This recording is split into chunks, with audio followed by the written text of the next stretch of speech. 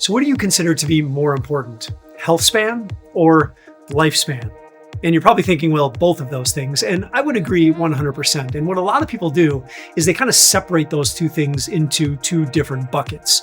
But in my mind, I kind of see them as being almost one and the same. And let me explain. So first of all, let's talk about health span. Health span is really the quality of the life that you have while you're here on planet Earth, right? So if you take great care of yourself, the thinking is you're going to have a much higher quality of life because of your decisions to exercise, to sleep good, to eat good foods, to really take care of yourself and to really prioritize your health. That's what's ultimately going to give you the best health span. Now, lifespan really is just fundamentally just how long are we going to live?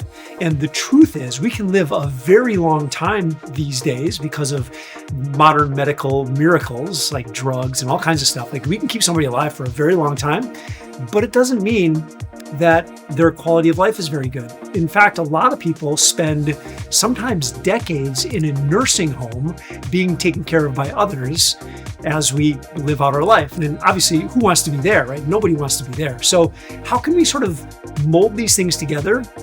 And how can we have not just a healthy life, but also a long life, a healthy, long life? Now, there's three things I sort of mentioned. Number one is nutrition. Like we have to make sure that we're eating good foods. Like that's really, really important. That's almost really a foundational element to this whole thing. If you eat poorly, I don't care how much you exercise, I don't care how good you sleep, there's a good chance you're going to deal with a lot of things that you don't have to deal with if you were to just commit to eating good.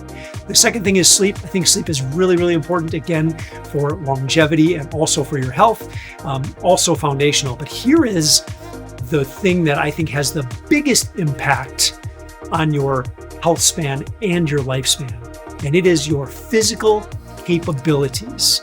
Again, not to take away from nutrition and sleep, those are very important, but if you really want to optimize this whole kind of solution, you have to focus on your fitness. You have to maintain a high level of physical capabilities as you get older, because what puts people in nursing homes is your inability to balance yourself as you're going up and down stairs, your fall risk if you fall down and you can't get back up. Like these are the things, it's your physical capabilities that put people in nursing homes.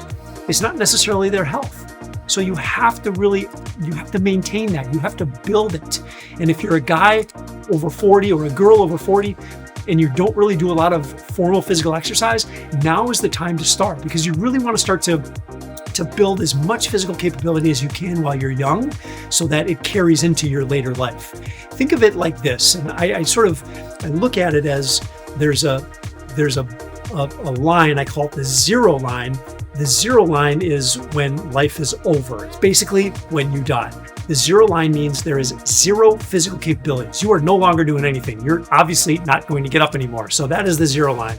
Now, the more physically capable you are, the further you push yourself away from that zero line, right? So you want to really build your physical capabilities. If you're not doing that right now, your space between your zero line and your physical capabilities is very small. You want to bring that up really, really high so that you become harder to kill, right? Which means your longevity goes much, much longer.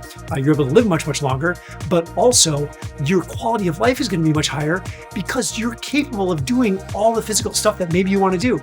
So if you want to travel in your 70s or your 80s, you got no problem with that because you can get on the airplane, you can get off the airplane, you can get up and down stairs, you can go out and walk for miles and miles and miles. You want to really, again, head yourself away from that zero line as much as possible. And again, the further you get away from that, the longer you're likely to live, because it'll be a longer sort of time before you get to the zero line, and you're going to just be so much more physically capable. So look, longevity is important, health span is important, but you want both of those things. Fundamentally, nutrition, sleep, and then fitness. Fitness is the big separator there. If you really want both of those things, you have to build your physical capabilities.